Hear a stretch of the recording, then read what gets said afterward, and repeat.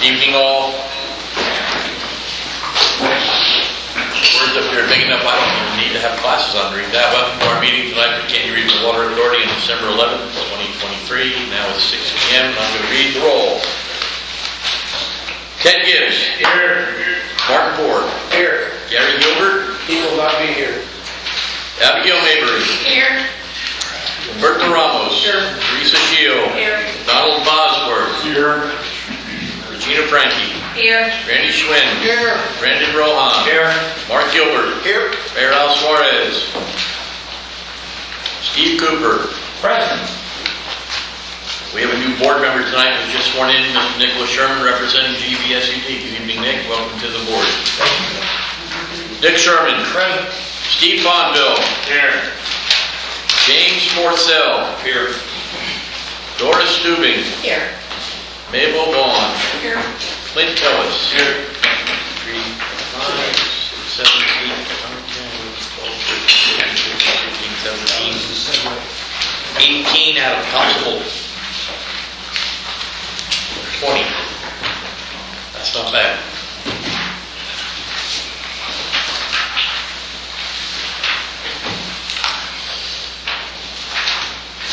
Bow your head for an invocation. Heavenly Father, we come to you again to give thanks for the many blessings we each enjoy during this Christmas season. We continue to pray for peace in the world. We ask that you continue to bless us with good health, that we enjoy greater levels of wisdom and knowledge, and we exercise our ability to show empathy and compassion to our fellow trustees, members of our CRWA team, and everyone we interact with during our very busy days. Father, we humbly pray for these intentions and that everything we do and say are pleasing to you. In your Son's name, amen.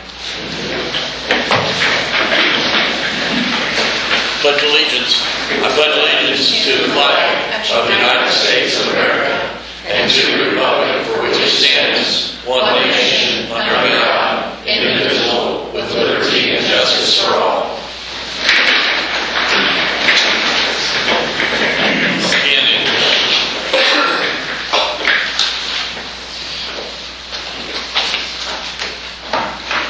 We already taken care of item number 4 on the, taking care of item number 5. Number 4, we have an acceptance or resignation of a trustee.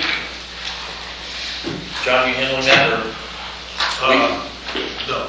Okay, we've accepted the resignation of a trustee from Springfield. Springs Hill due to the fact they were no longer eligible based on residence. Is that correct, Clint? I just heard that. Doesn't like, no, it was yeah. It's not an action item, it's just more of an announcement. But she did send in a letter to John indicating that she was no longer eligible due to a change in the boundaries for Springs Hill. Is Irene? Yes, Irene. Yes, sir. Irene Moreno Ibarra, just so that we're clear for the minutes. Thank you. Tendered a written resignation on December the 6th. Item 5, oath of office. I've already given the oath of office to Mr. Sherman, so we've handled that one. Public comments. A, comments of non-agenda items, no discussion from the board, 3-minute time limit. Item B, comments on specific items on this agenda, discussion from and with the board may be allowed, a 3-minute time limit per citizen. Time may not be shared or ceded to another resident. Members of the public wishing to make public comments during the meeting must register by emailing hdiaz@crwa.com prior to the meeting. Written comments may also be submitted. If you wish to speak, please state your name. Anyone here from the public wishing to speak today? All rush to the podium. Hearing none, we'll move on to item 7, consent agenda items. All items listed below are considered to be routine and non-controversial by the board and will be considered by one motion. There will be no separate discussion of these items unless a board member so requests, in which case the item will be removed from the consent agenda and will be considered as part of the order of business. A, CRWA 23-12-080. It's a resolution for the approval of the minutes from the November 13th, 2023 Board of Trustees meeting. And B, CRWA 23-12-081, Resolution for the approval of the October 2023 financial report and check register report until audited. I'll accept a motion or comment. I want to table the minutes for the meeting. That one quote from the agenda.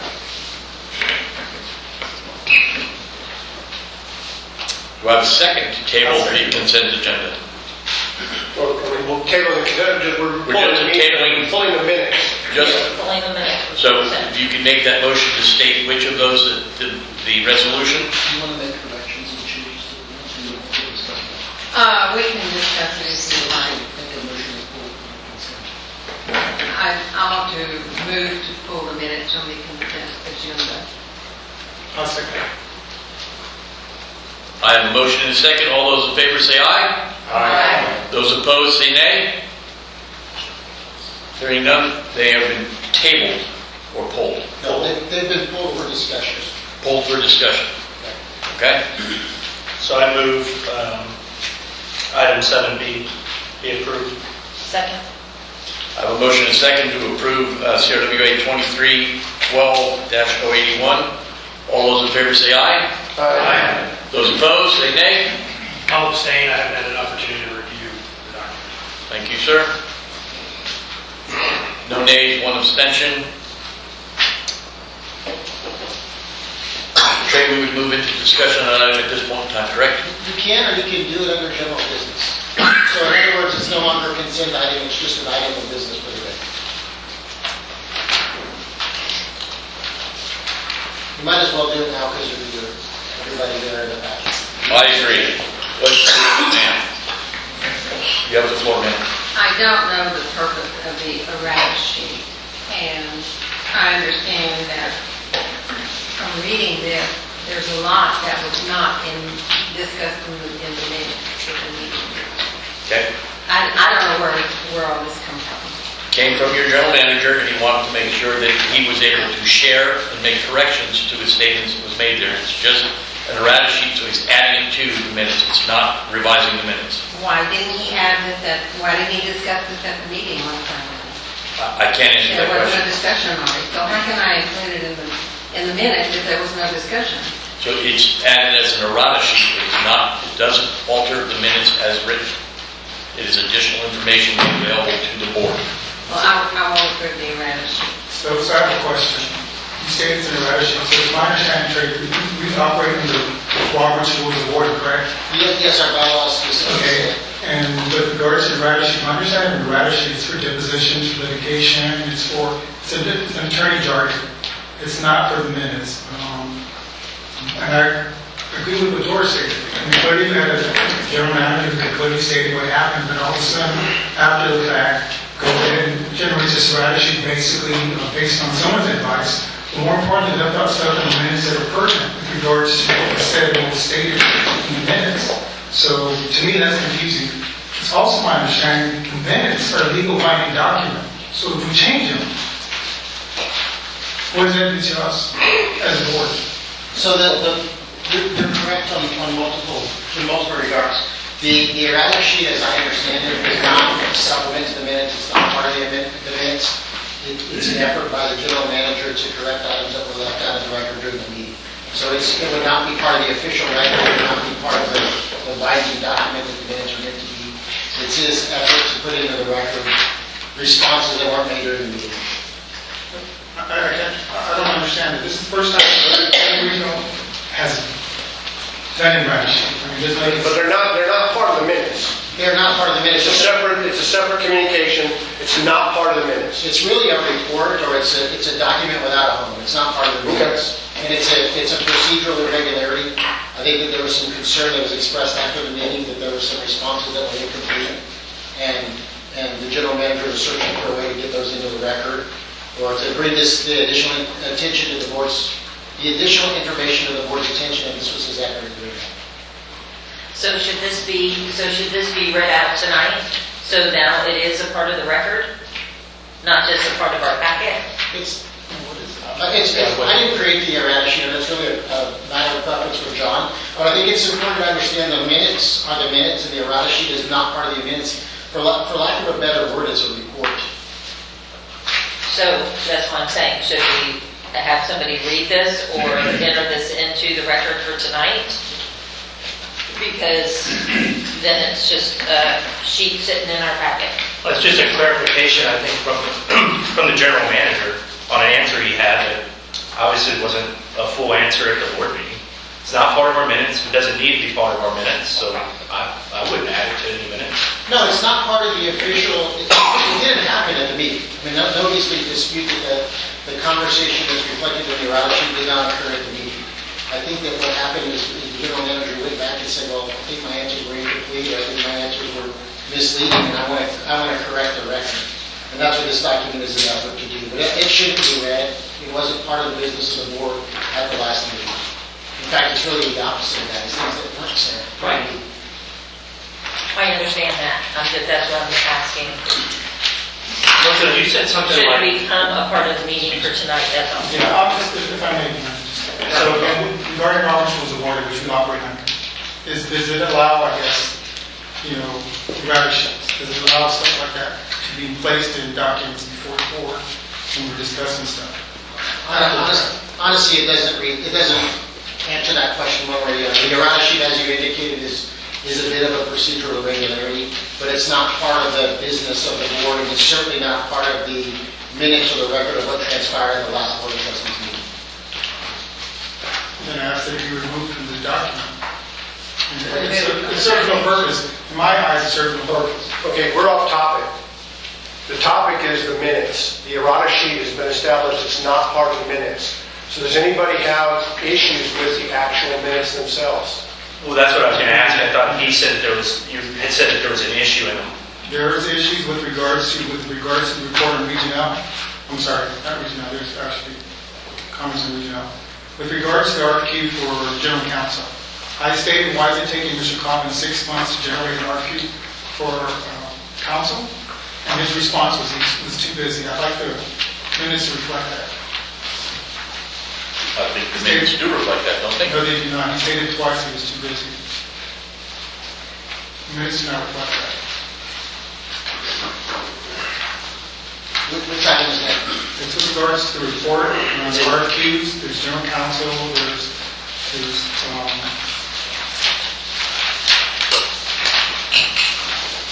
I see it's on page 4.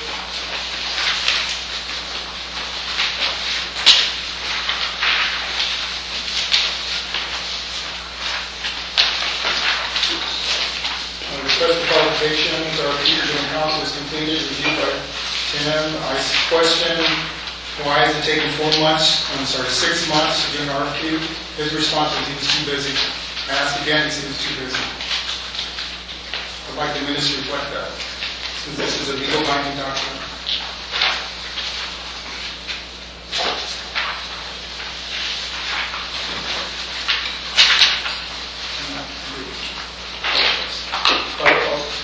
I get it.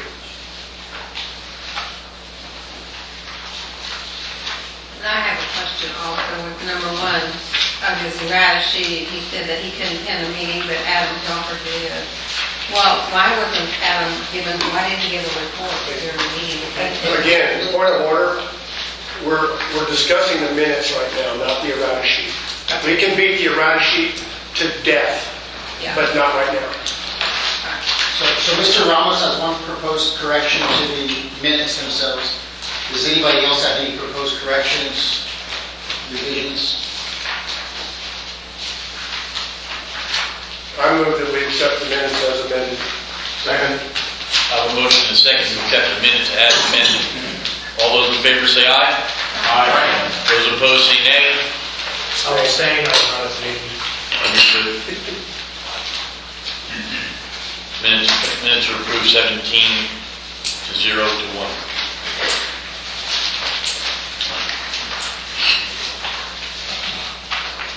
Moving on to item 8, presentation discussions. I believe none are listed. CRWA staff reports, none are listed. CRWA committee and board and managers reports. Budget committee, any report? Yes, sir. No report from budget committee. Policy and legislative committee, Ms. Gibbs. No report. Construction committee. We did not meet, so I have no report. Reports on matters related to CRWA construction infrastructure projects, staff consultants or appropriate committee chairpersons. Anything? I don't believe we had any report on that either. Board of managers, But related to the CRWA construction infrastructure projects, so I guess, can we get an update on Garber? Is that acceptable in this topic here? Item 10D? We can, I actually would like to at least solicit some feedback from you in a different form. Okay, that's fine. Happy to report. So Garber Engineering was one of the successful bidders in a previously issued RFQ. We have tailored to Garber Engineering the proposed Canyon Regional Master Engineering Services Agreement. Garber has requested a series of proposed revisions to the agreement. All of the requested revisions, with the exception of one, have been negotiated and are agreed on. There is a specific request that I had felt uncomfortable making a recommendation without getting some feedback from the board or the executive committee of the board.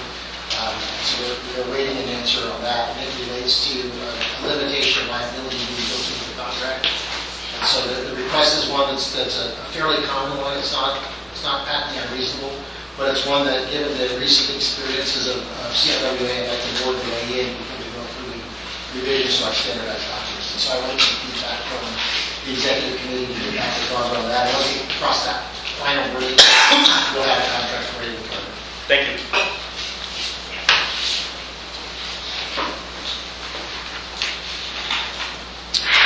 board of managers, any report from the chairperson?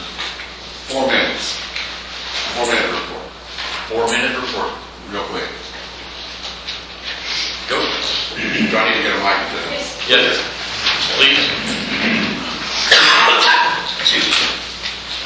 So basically, we met last Wednesday. Staff did their usual reports, and they go like this. A statement of qualifications for electrical engineer and construction management were due back today. David McMullen reported that a generator here at Dunlap for the high service pumps had a control board go down, and at that time wasn't aware of when the fix was possible. He stated that if they lost electrical power here at this facility, they would have to haul in a generator from another facility to get some limited pumping done here. But they were looking at options at that time. They reported all Dunlap water rights would be used this year, with plenty of blood left over at Wells Ranch to cover the contracts. Raw water usage at the Hayes Caldwell plant as of December 1st was 92% raw water usage, which was used throughout the year, leaving 8% remaining for the month of December. Adam did some trending and projects that there'll be 1% of the raw water available at the Hayes Caldwell plant, with roughly 17% of the contracts outstanding remaining. There was a site visit for phase 1 of the project, phase 1, for Clearwell on that same day, 12/6, and the bid opening for that project is 12/22. That's all I got. And I asked for you to clarify, you said 17% remaining. Is that projected remaining at the end of the year, or is it 17% December 1st? First. Okay. So it'll be some number less, but not significantly less. Right. So we have a discrepancy there, 1% raw water left and some number. Yeah, so 7, 8, 9, 8% December 1 with roughly 18% of the contract. Okay, thank you. Any questions for Justin and the board managers? Justin, thank you. That was significantly less than 4 minutes.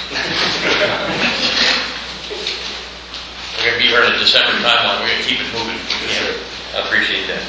Hearing no questions, we're going to move on to item 11, general business. First one, CRWA 23-12-082, concerning approval of the second amendment to the ARWA Regional Water Supply Contract, Graham Moore of ARWA.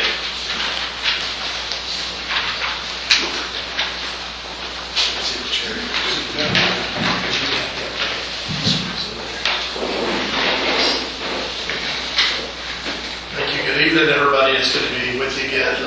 As I'm sure you recall, last month I was here and gave an update on the construction of our overall Phase 1B program and explained the need for us to issue an additional $46 million in debt in order to overcome some shortfalls we have in our overall expenditures. So before you tonight, I've got the next 3 agenda items, and so I'm just going to hit them all in this one presentation. I think it's relatively straightforward. The first of which will be an amendment to the contract between Alliance and CRWA to allow for a bond anticipation note. So that's amendment number 2 to the Regional Water Supply Contract.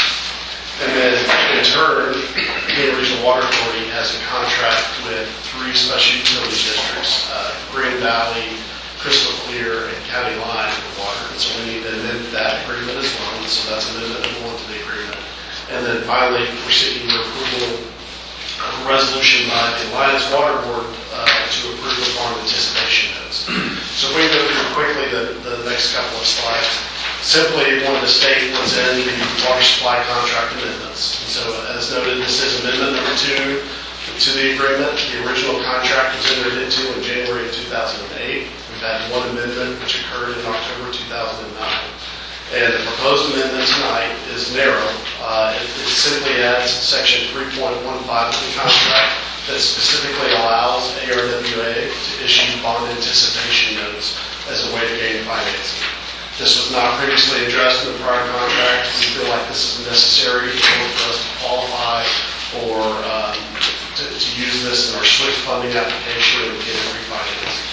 It maintains, importantly, the requirement for approval from all sponsor councils and boards, just like we've done with our revenue bonds, and that's part of why we're here for you tonight. Moving on to the next item then will be, we can scroll down there we go, to the SUDS take-or-pay contract amendment. That would be amendment number 1 to that agreement. That original contract was entered into in October 2015. Similar to what I just described on the previous agreement, this adds what's a section 3.08 to this contract that again specifically allows the issuance of bond anticipation notes. And again, it still maintains the requirement for approval from all sponsor boards, just like we've done with the revenue bonds in the past. And then so moving on down, then the third action we'll be asking for tonight is the actual approval, effectively, of the bond anticipation note details. We have continued to work with Wells Fargo Bank to secure the bond anticipation note. Again, this is basically a 1-year financing tool that we will then use the SWIFT financing in 2024 to refinance this over what's anticipated to be a 30-year period. The total principal amount sought is $46 million. CRWA share, which is set by the contract at 30.89%, is $14.2 million roughly. The interest rate that has been secured for this band is a 4.72% simple interest. And so the interest over the basically 1-year period is slightly under $2 million. The CRWA share of that is $617,000. The interest payment would be due at the time of SWIFT closing, although we are trying to work with the Water Development Board to include the interest payment in the SWIFT application, so we actually do not have a payment due in next November. We don't have that locked in for sure. We'll work through that with the Water Development Board to continue through the process. So these are the 3 action items we're asking for your approval tonight. Since the last time I was before this board, I have attended the 3 different SUD board meetings. So again, that are affected by this. That's Crystal Clear, Green Valley, and County Line. Made a similar presentation to what I made last time, explaining where we're at in the project and the need for the funding and what our next steps forward were. We are now scheduled to come back to those boards here over the next week. I believe Crystal Clear and Green Valley are both scheduled for Thursday. They have it on their agendas, and County Line will be next Monday night to seek those approvals. We're also going around to our other sponsors. CRWA passed the contract amendment and the ban last week. Our board of directors passed the contract amendment 2 weeks ago, and we'll take up the ban later this week. And then Kyle and St. Marcus will take up both items at their council meeting next Tuesday night. So we're trying to get around to everybody to get this all wrapped up with the intent of closing on the funding by December 21st of this year, so that we can continue forward with the projects, there's multiple projects funded by this. So with that, I'll take any questions. I got a question. So this is a one-year financing process, so essentially at the end of the term, which I'm understanding will be somewhere around the middle of December. That's correct. At the end of that term, you have an interest payment and you have a total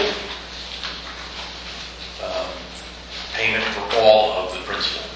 That's correct. So it's just, in the event, what happens in the event that you can't secure a closing on the SWIFT funding in time, that this doesn't become a challenge, because then you will be looking at a sizable payment to all at once. Right? What's the contingency for that? Because we've all kind of watched Texas Water Development Board either up front or peripherally, and you know how that can basically may not work in the time frame you thought. Well, I do. So I'll address your question in two different ways. One, with the Water Development Board, they have a requirement that those funds for the SWIFT be closed on by the end of the year, that those are taken in. Every year, and we've done this for previous years, we've taken out SWIFT loans, we've closed before Thanksgiving on those. So we feel very confident that we've got plenty of time to close on that prior to the maturity date of the ban, which would be mid-December.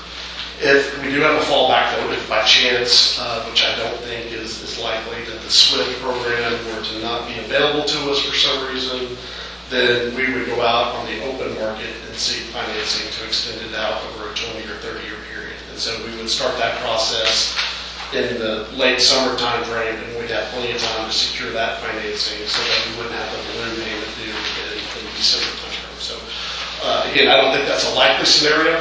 We have worked closely with the Water Development Board. They know our application's coming, but we have a backup plan just in case that does become necessary. Because essentially, the loan goes to us, and then we sublet the loan to the three entities that part us here. That's why I'm asking the question. That's correct. There's always that 5% chance, 1% chance, whatever you want to call it out there, that for some reason this doesn't fall in the timeline approved. And I wanted to make sure I understood what that mechanism was. And I wouldn't put a specific percentage chance on that, but I'd put it much less than 1% given our history with the SWIFT loans in that process. Mark it right down there. Less than 1%. Absolutely. So my question is for CRWA staff. Are they going to propose a budget amendment in January? Are we going to start collecting this? I know that Graham says the hope is to roll into the loan, but what if we can't roll into the loan? Are we going to expect the member entities to just write a big check in November to us, or what's the thought process there?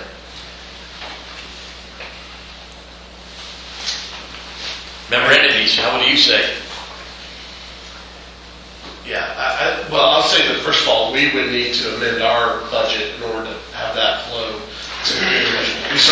We currently have a fair amount in reserves, in debt reserve funds that we can utilize to cover, if not all of it, I think most of it, so that it would be a minor increase when the time comes. Our intent has been to factor this into our budgeting as part of the next fiscal year when that comes around, and hope, again, to be able to refinance it as part of the SWIFT program, including the interest. Which is what we got in the past. Okay. Considerations. Works for me. I just wanted to ask a question. Thank you. Brandon, to answer your question, this was not contemplated when we put together the 24 fiscal year budget. And I would anticipate that we would be coming to the board for approval of a budget amendment to cover the expenses for this that we pay for by the participating entities. If Graham amends his budget and asks us to do so. And thank you for that, Graham. I forgot about that important step in there. I appreciate you tactfully correcting me there, okay? It's complicated, I understand. I'm happy to answer your question. Excuse me. My understanding was that there's three entities involved in this. They're paying for it. They pass through to CRWA. Why is there a $614,000 charge to CRWA? Well, that's the interest charge, but that's also passed through to the three special utility districts. So there's no net charge. All of it flows through CRWA. So Joan, when she issues her monthly bills, it payments to Alliance Water that we're collecting for our current principal and interest payments that we have to make, but it's a simple pass-through, frankly, to both of us. It's a pass-through to CRWA, it's a pass-through to ARWA, and we pay it to the bondholders. So there's no amount that is simply picked up by the other members of CRWA. And I guess lastly, I'm not real excited about approving this tonight without having prior approval from all three entities. This is how we've done it in the past with all our revenue bond issuances, is that it takes, your approval tonight does not allow us to go out and issue the ban. We still have to get the approval of all three of those entities. So if any one of them says no, then we don't issue the ban, period. So it's not that your approval is not superior to their, We're not it takes all on of their approvals. It takes approval by every entity in this organization in order for us to issue the debt. So any one of them can say no, then we're not able to issue. I have a technical question. You just went over items A, B, and C, correct? Yes, sir, I sure did. And they were all summarized on that one little slide. That was 3.15, 3.08, and then 600 some odd thousand in interest. That's correct, yes, sir. Okay. Just want to make sure my head was straight. So I guess we can move it, approve it, subject to all the other. Right, I think we still have another question. Go ahead. Just curious, everyone, Nick Sherman, the new guy from Green Valley, you'll soon find out that I am the penny pincher at Green Valley, and I constantly ask financing questions. So that's where my background here is on these questions. Under Green Valley's package, we have, outside of this meeting, Green Valley's percentage of the 617 interest is $211,000.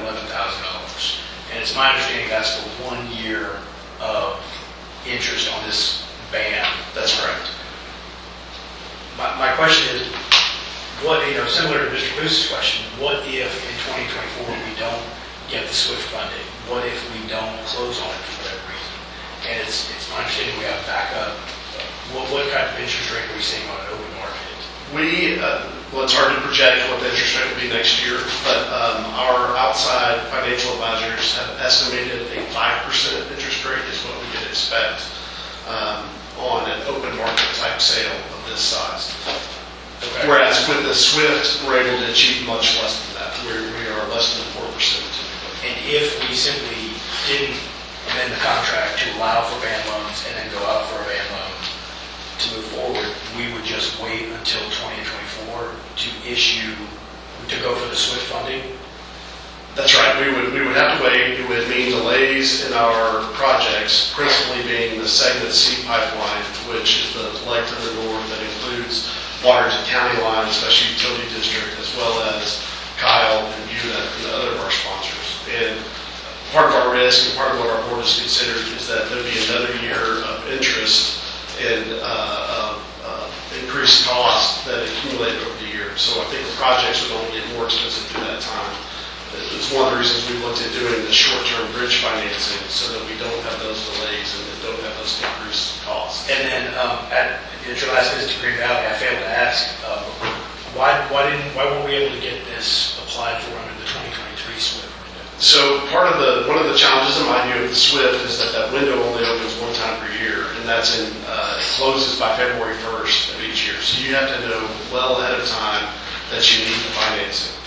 I just got a note on Friday from the Water Development Board that their SWIFT application process for 2014 is now open, and again, it closes by February 1st. So you have to have at least 10 months ahead of time to know that it's or not that you're going to need that funding, and we just didn't have that in this case. We were still bidding out a few projects, trying to figure out where the cost were going to come in, and we just didn't have that. Because just, last month when you came to Green Valley's meeting, that was the first notice that I had personally had that we need to, one, that we had the overage, that I believe Green Valley's portion was $4.7 million. And I apologize if I'm speaking Green Valley's, that's just where my background so far. But certainly then $211,000 of just extra 1 year interest, we need more notice than that so that we can make financial arrangements, because it's fantastic that it's passed through to CRWA and it's passed through to ARWA. Someone is funding that, and it's the three SUDs. So I don't know, did the other SUDs happen to know what your portion of the 1 1-year ban interest is? We just finalized the interest rate December 5th, so we did not know precisely what that number was. Okay, so just simply because we have our meeting coming up and I have a packet, it shows it is the reason I know. Well, and that's what we had today. We just got that information in the last week, and so as soon as we had that information, we sent it out to all of the entities that needed to approve. I will say that we've had discussions at our board level going back to, I believe it's early part of the summer, on the lack that we're going to need some additional funding in order to complete the projects. So that's been something that our board has discussed now for about the last 5 or 6 months, and options for how to do that and how to move forward with that. And I guess my ask would be if you have foreseen need for additional funding. I've been sitting in the peanut gallery for months, and I've never heard a word about it in this meeting. It was a surprise to Mr. Cooper when we discussed this outside the meeting. I don't even put words in your mouth, but it was a surprise. And it was, a surprise to the tune of almost $5 million total for us. So I don't know about the other member entities, but Green Valley is not flush with money. We can't have $5 million surprises. Who are the representatives for Canyon Regional on the License Board?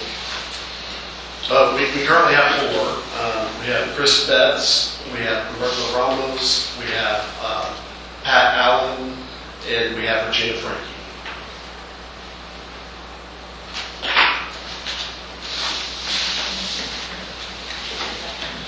I don't mean to put anyone on the spot, but anybody be able to speak to why we just now are hearing the overages? I will say our board was there. I go back and tell our board, and that's because we're the ones paying it. So that's where that information came in. We've been aware, actually, the board meetings are held at county lines, so we've been aware pretty closely what's going on at the lines. I think regardless, your point is well taken. We could have done a better job, clearly, of pushing the message out so that it penetrated further into the different board directors and so that they're aware. And so that's At a high something level, we will. at a high level, I think the SUDs need to pay their portion of the overages, because I spoke with you, and I agree those overages, they're unfortunate, but they exist.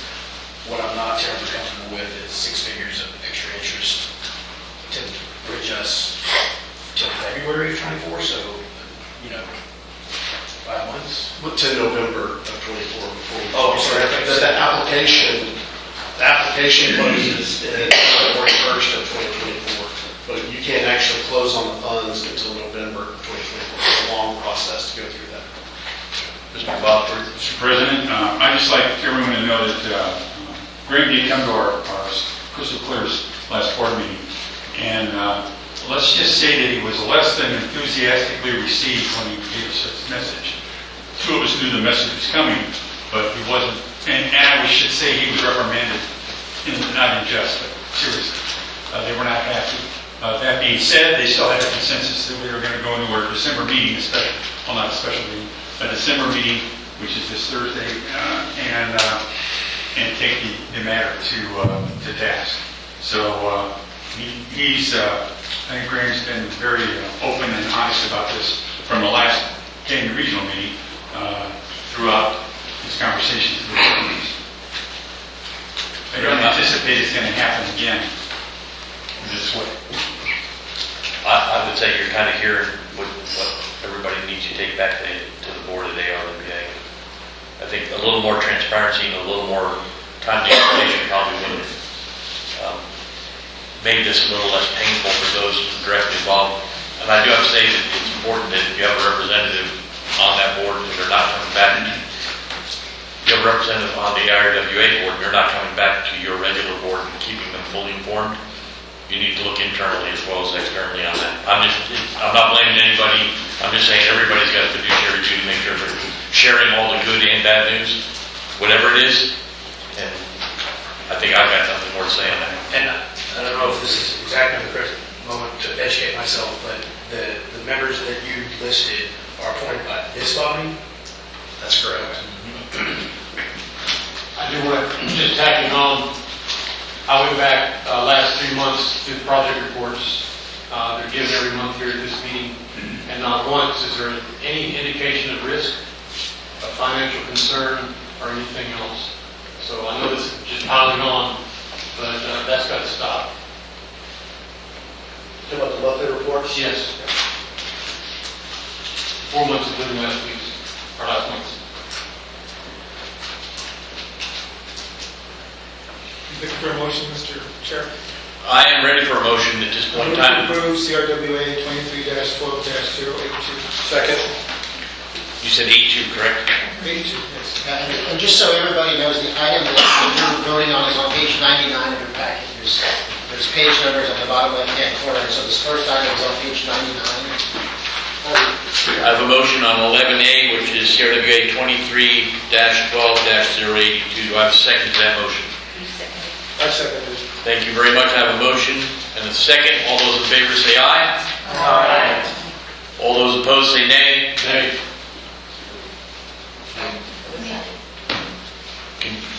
Do you, okay. Can you raise your hand if We had 2 nays.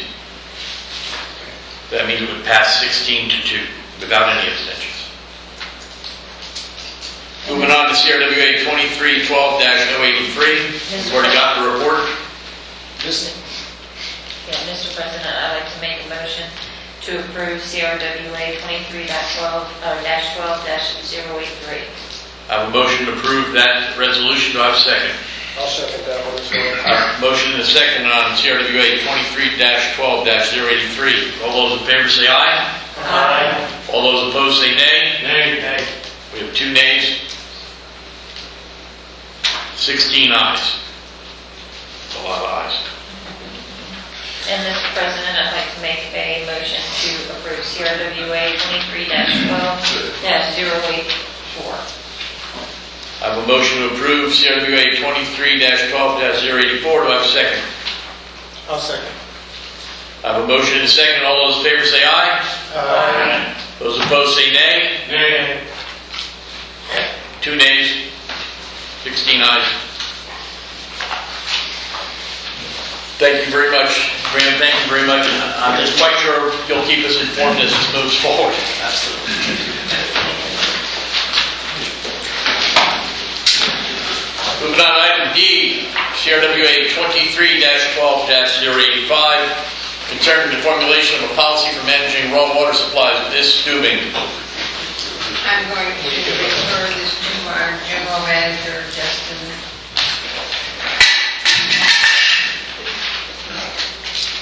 Is that okay with you, sir? Yes, sir. It'll be fine. We've done it in the past. We can do it again. Okay. Not okay with Humberto, he threw his name tag. Might have broke his name tag. Bobby Knight over here. Bobby Knight. So Ms. Stubing asked, yes.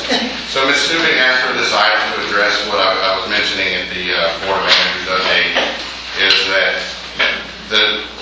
we feel that Canyon Regional needs to adopt a written standard operating procedure on how to manage the raw water, especially at the Hayes Caldwell plant, because it's such a unique situation with the GBRA lease take or pay, where if you don't take it, your full allotments on a daily basis, you don't bank it, it's gone.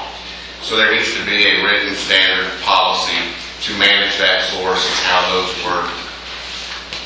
Because the plant's almost at capacity and we don't have the ability to share the demands between Wells Ranch and Dunlap, it's just one plant with one pot of water and that's it. And we need, the entities need to know that their water is there per the contract terms, at least at the peak flow that Canyon Regional is obligated to meet. So that's kind of why we asked for this. Justin, I agree 100%. Okay. There's no doubt in my mind. I think that's an excellent idea. I think we ought to have staff put that together, and let's provide the next report at the January meeting and see if we can start fleshing this out in that kind of time frame. Because I think you're absolutely correct. It is a unique situation. We got one pot of water with different timelines and all different types of strings attached to it. You can only use so much per day. If you don't use it, it's gone. It goes downriver. It is different than Dunlop and Wells Ranch mixed together. We have the ability to kind of pull from one when we're short on the other, and it makes it a little bit easier. You pretty much got one straw, one glass of water, and you can only drink it so fast. If you don't, you're in violation. And if you don't drink it at all, you're wasting it. Yes, sir. I agree with you 100%. Yeah, I think I'd like to add that the other challenge to that is you only have that limited amount from GBRA. So in the summer, when the Hays Cole entities are really pulling water, you're starting to draw down on the other raw water supplies there that they have, the river rights. And I think what may be helpful is if Adam, and I don't mean to put you on the spot, but if John, if you're okay with it, Adam puts a presentation together and kind of discuss that just a little bit, because it is complex. It is a little bit of a headache, and just like everyone has said so far, the water, you don't take that GBRA water, it goes down the river, you can't get it back. You got a little bit of ketchup, you can do a little bit more GPM than you can take per day, but that ketchup is very small, and that makes it a challenge, especially in the spring and winter, if the demands are down. I think it would be important for everyone to hear kind of how that works. And I'll be honest with you, somewhere in the future, while we're not going to try and mix it, what we're doing with Hays Caldwell, it probably is not a bad thing ultimately for this organization to have the same type of situation set up as we deal with how water's moved through the rest of the system in the Wells Ranch and Lake Dunlap. It's just, that's not today's challenge, and we understand that. Right now, we're still doing fine with our water allocations and where it's got to go. But if we were faced with the same thing at this plant, you'd hear the rest of us arguing for the exact same thing, making sure the water is where it needs to be, when it needs to be, and how it needs to be, and I agree with you. Any questions for Mr. Iverchek? If I may, something else that's important is with regards to restrictions on what we've been told, GBRA is going to restrict us if we don't receive water 15%, so that thought process needs to be in this whole policy. And that this restrictions are mandated, not voluntary, mandated. But we need to figure that out how this can be dispersed amongst any further problems. Very similar to what happens when EEA started to basically throw restrictions in. You're sitting there going, I had water yesterday, but apparently today I do not. And I know that you're very familiar with those restrictions, as was I. Any other comments? Mr. President. Sir, ma'am. Regina. Thank you. In this, it does specify not just Hays Caldwell, but all plants. And I think if we're going to adopt a policy or look at a policy, it probably needs to be company-wide, not just specific to each plant. Right. What I would ask staff to do is let's concentrate on what it looks like for the Hays Caldwell group, and then if it works for that, we'll see if it can be implemented on the other one. I just think that there is a very unique difference between Hays Caldwell and being a single source, single pumping station, no real way to make up water, versus when you have the Wells Ranch and Lake Dunlap. Sometimes we can pull more from one and pull less from the other, and kind of balance those back and forth as we have a pipeline that allows us to intermix those two. Quite differently than what we have over in Hays Caldwell. Any other comments on this? How long do you think it would take to come up with an SOP for Hays Caldwell?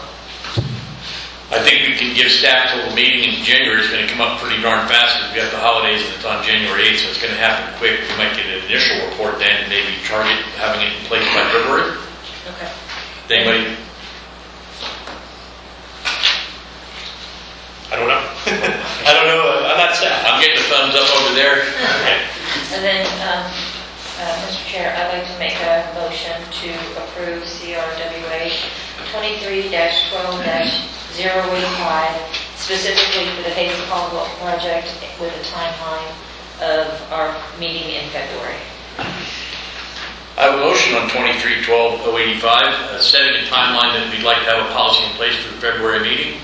Do I have a second to that? I have a second from Doris Dubin. Any other discussion on this? Can I ask for a clarification on the motion? Does that mean no to Lake Dunlap and Wells Ranch, or just prioritizing? Prioritizing, yes. Would you mind amending it to prioritizing? I'm going to amend the motion to prioritizing Because I went off. Hays Caldwell. Thank you. Ms. Dubin, will you second that again? Any other discussion? Thank you. That's a good point. Yes, thank you. Hearing none, I'll take. All those in favor say aye. Aye. Anybody opposed? There we go. Thank you. Item E, CRWA 23-12-086, concerning the formulation of a policy for annual reporting on water use. Again, this is by Doris Dubin, and assume you're going to ask Mr. Ivanchek to speak on your behalf? Yes, I talked to Justin about it, and I'd like him to report. This was just to adopt a policy for Canyon Regional to report, do a comprehensive annual report around the January, February timeframe to show where raw water was allocated to which member entities and where it went, and the loss that a plant, because I keep speaking to the Hayes Caldwell because that's all I really know. Because the tolerances are so tight there, I'm just curious what the plant's losing to daily operations. It might help identify that we may need, we all know we need more raw water over there, but just tighten that ship up over there and have that done. And we get these reports monthly, but I think a little more comprehensive one that A once-a-year comprehensive report on how the operations went, how much water was used, by who, and what was left on the table. That's it. I don't see that as a challenge at all. Adam? Okay. Anybody have any other comments in reference to this one? I think both of these are great ideas. I don't have a challenge with either one. So I'd like to make a motion to approve CRWA 23-12-086. I'll second. I have a motion and a second in reference to CRWA 23-12-086. All those in favor say aye. Aye. Anybody opposed? Hearing none, we have an 18-0 vote. Thank you very much. Item F.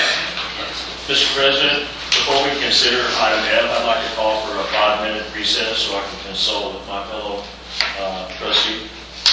I request for a 5-minute recess. Do I hear anyone opposed to a 5-minute recess? Hearing none, we're on recess at 6:52 and we will reconvene at 6:58. Thank you. You're very welcome.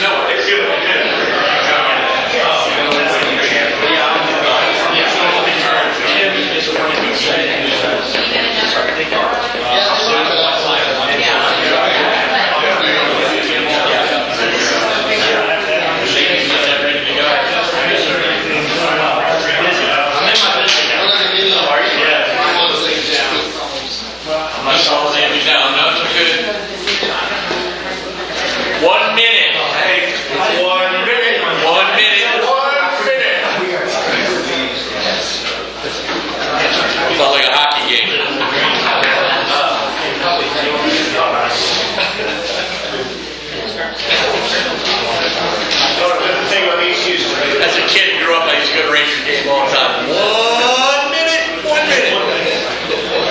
Then the organ player started playing away. Eddie Lee was the organ player. He played there, they played live.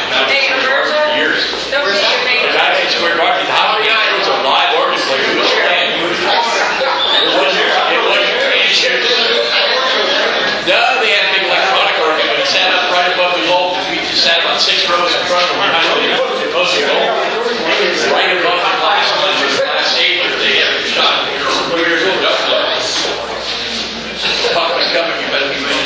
Literally, it's just short of it. Yeah, one by half.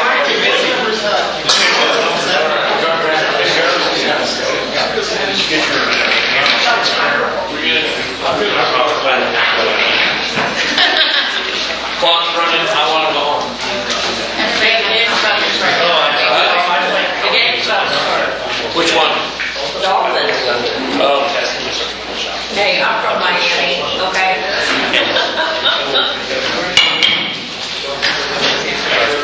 And are we set on recording? All right, we're back in session. It's 6:58 as promised. We are now on item F. CRWA 2311-078 concerning approval of an annual overages charge procedure. George Stubing. Ms. Stubing, I'm going to pass it over to you. Now let me state that before we do that, I want to read the note on the bottom. The action on this item was previously postponed to the January 2024 Board of Trustees meeting. And at this point in time, we really should not be taking action on it because essentially the board has already taken action to move it to that meeting. If we want to have a brief discussion, I think that would be appropriate. As all of you know, we've engaged New Gym to do a study, and they have produced their results, and I think we need to move forward with what they have to come forward with. I'm going to ask Stephen from Martindale Water to comment on this. I support the motion that Ms. Stubing has made for this issue. We've discussed this over a period of almost a year, and we paid in good faith New Gym to come up with a policy that the majority of the members have agreed to and trust this methodology. And I think it mirrors the analysis that was conducted by internal staff of Canyon Regional in the past, and we have a mirror image of the same process, and the numbers are pretty much the same. And so I think we need to move on and resolve this issue and put it behind us and go on and have an established procedure for this when it occurs in the future. Have any comments on this? I'd like to make a couple of comments. With regards to what Mr. Fonville had stated, he is correct. Back in 12/15 of 22, we had a meeting. Chris Ecker basically gave us the same numbers we're dealing with a year from now. January 18th, we had our first meeting with regards to the new year, with regards to the Hayes Caldwell Water Use County. May 18th, Canyon Region Office, we had a Hayes Caldwell amended state contract meeting on regards to the contract, meeting with San Marcos. Participants were involved. We had general managers, County Line, Crystal Clear attended with 2 attorneys. June 12th, we had a Board of Trustees meeting. There was a motion by Mr. Fonville and Martindale with regards to engaging a mediator. At that meeting, we went to executive session. After executive session, Mr. Bosworth, representing Crystal Clear, stated that he wanted to go through the process of meeting and working this process out. June 28th, we had our first meeting of this group again of entities. We met at the Board of Trustees meeting. The chair, the president and vice president were there. The thought process and the result of that meeting was Mr. Bosworth was going to visit with the entities and just determine what the issues were and was there any opportunity for leasing water. On July 17th, Mr. Bosworth met with Martindale. July 25th, Mr. Bosworth met with Maxwell. July 27th, Mr. Bosworth met with County Line. July 30th, Mr. Bosworth met with State of San Marcos. August 3rd, we had a subsequent meeting of this group. Attendance for our general managers, attorneys. Mr. Bosworth was going to visit again and see if there was any willingness to lease water to the entities. I'm concerned because I believe I was at one of these meetings and I asked Mr. Bosworth to please provide the synopsis of his reports, which I have before me, to dictate what he learned from all these entities. And nothing was provided to this group, which this action was tabled by this group. So that's concerning to me. August 17th, meeting resulted from action of the August 3rd meeting, San Marcos admin training. Mr. Tyler of San Marcos took it upon himself to try to meet with the group to see operationally that we can work something out. We met. There was no resolution. We all understood that we all needed our water. We left at that meeting. September 11th, we had a third meeting of this group. Again, keep in mind, Mr. Bosworth asked for us to meet. The meeting with the meeting. In attendance were all general managers, attorneys, board members, entities, president, vice president, CRWA staff, attorneys. Outcome was to move forward with George Stevens' recommendation for the CRWA Board of Trustees meeting, evening meeting, if you will, the resolution. September 11th, the CRWA Board of Trustees meeting. We had a resolution to do a new rate study for Chris Eckert. Crystal Clear did not approve the motion. Everybody else within this board approved that motion. September 25th, I had a lunch meeting with Crystal Clear with regards to Regina and Chris Betts and Jennifer Dickerman. Crystal Clear was requesting 250 acre feet be leased to them for a 2-year period. I adamantly stated I could not do that for the simple reason County Line needs its water for capacity and TCQ requirements. I encouraged her to work with the group. I encourage her to pay the group some amount of money for this water. It only made sense if she's coming to me asking for 250 acre feet of water, she'd be willing to pay something at the end of this process. October 11th, CRWA Board of Trustees meeting. There was that resolution which was to ratify concerning ratification of new gen strategies. The resolution was adopted. We added another $12,500 to new gen's contract. November 11th, CRWA Board of Managers, New Gen presented its results. All were present, even a representative from County Line and Crystal Clear. Representative from Crystal Clear. November 13th, concerning approval of annual overage at the Board of Trustees meeting. I spoke with Regina Pryor. She stated that she was not present at the November 8th Board of Managers meeting. I thought that it was important for all to be involved in the process, and I offered her the opportunity to have that presentation which she was asking for. And so I second that motion, which was brought on by Mr. Bosworth. On November 29th, we had a meeting of all the entities. We went ahead and felt that the meeting was imperative. There was some discussion with regards to Crystal Clear wanting Mr. Chris Eckert present. We felt that a virtual meeting was as good as being present. We all felt that at the end, excluding Crystal Clear, that there should be some method. And we've worked for a whole year with all these meetings, and we have nothing.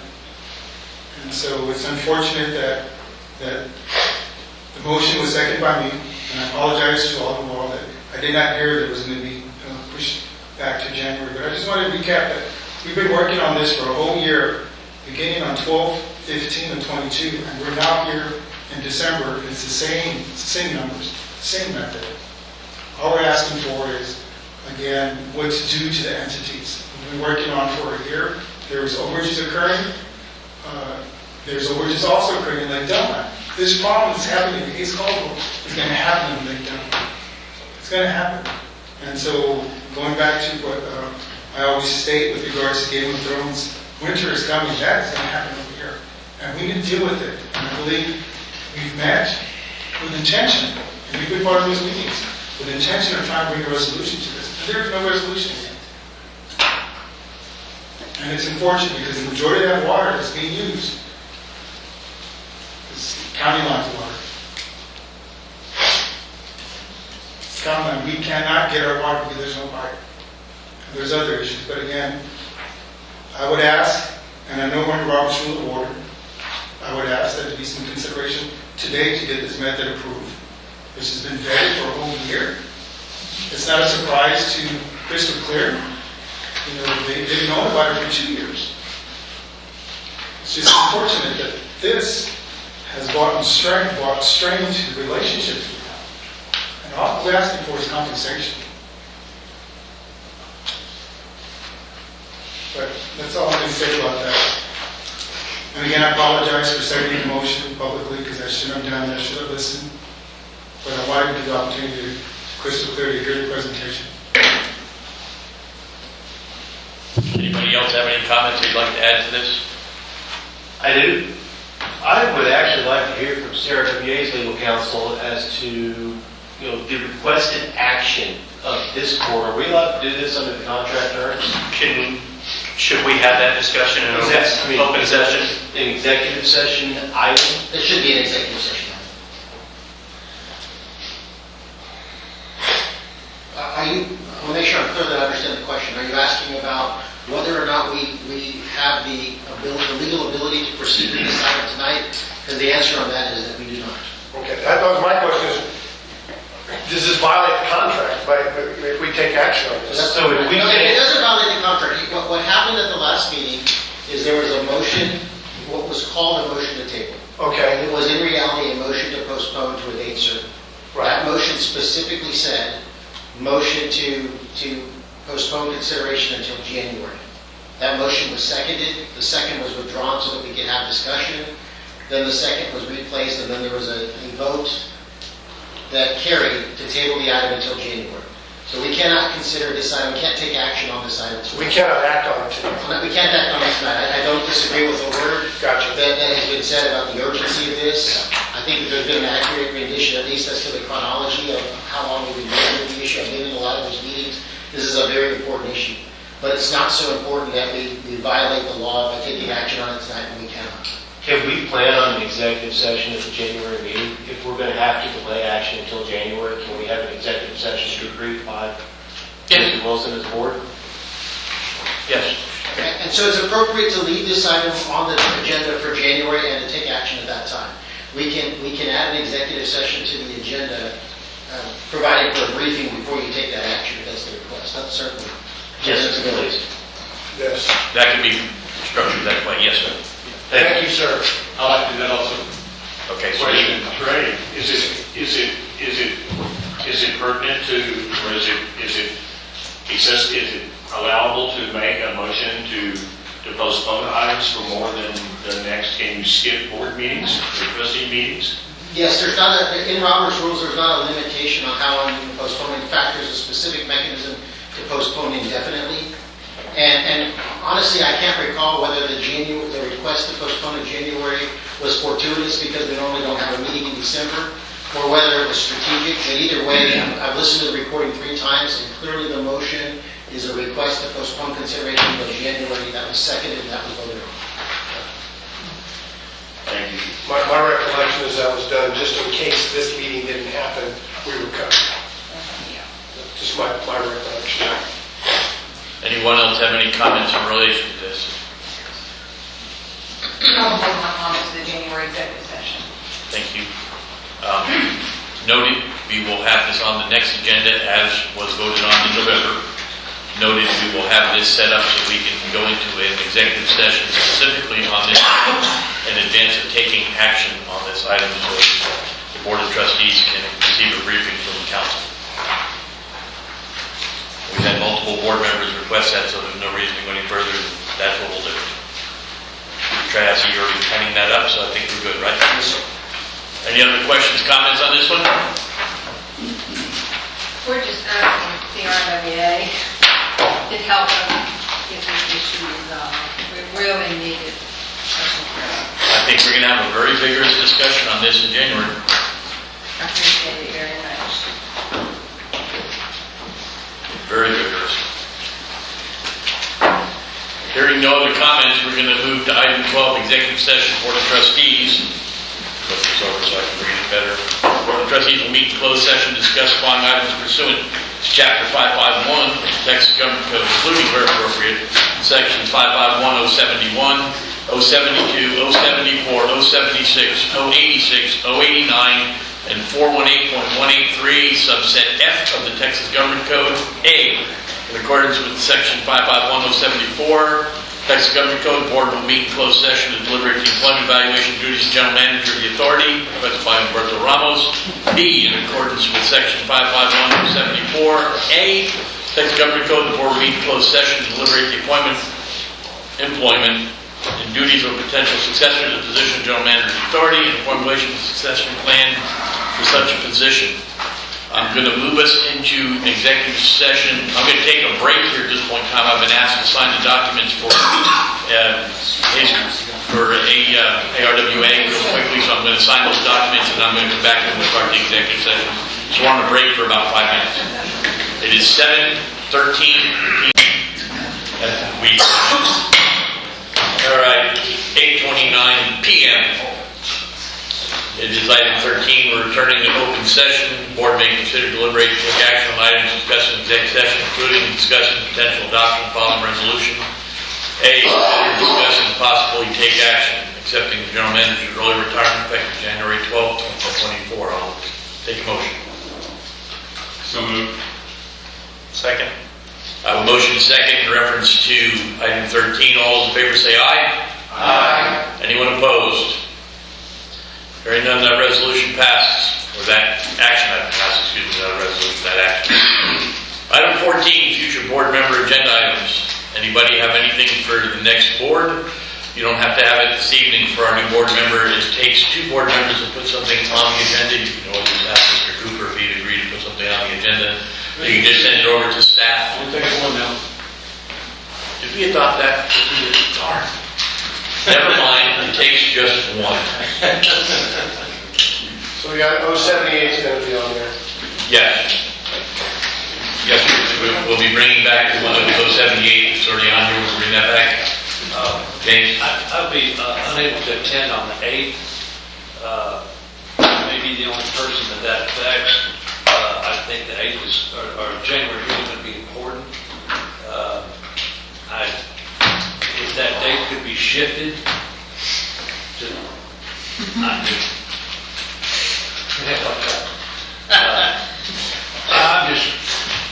I got to be honest with you, if it does, it's going to shift dramatically because essentially the rest of that week, I've already got meetings on Tuesday and Wednesday, which means we'd almost be jumping a whole other week. I'm not sure we want to do that. And James, I appreciate your point. I appreciate the question.